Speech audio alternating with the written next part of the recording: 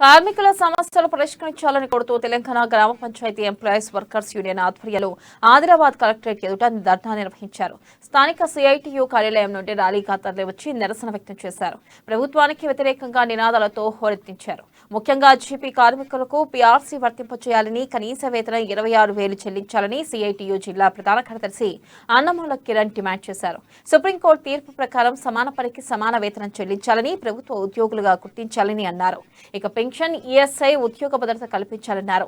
Memo 48ని రద్దు చేయాలన్నారు. Pending లో ఉన్న 3 నెలల వేతనాలు చెల్లించాలన్నారు.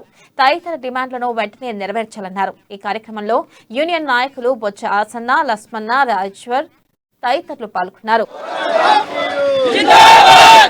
గ్రామ పంచాయతీ కార్మికులతో వెట్టి చాకిరీ చేయించుకుంటూ కనీస వేతనాలు చెల్లించకుండా గ్రామ పంచాయతీ కార్మికులకు తీవ్రమైన అన్యాయం చేస్తూ ఉన్నది. ఈరోజు కనీస వేతనం 26,000 రూపాయలు ఇవ్వాలని ఇండియన్ లేబర్ కాన్ఫరెన్స్ చెప్తున్నా, ఇటువైపు తెలంగాణ రాష్ట్ర ప్రభుత్వం వాటిని పట్టించుకోకుండా గ్రామ పంచాయతీ కార్మికులకు కేవలం 8,500 రూపాయలు వేతనం చెల్లిస్తూ ఉన్నది.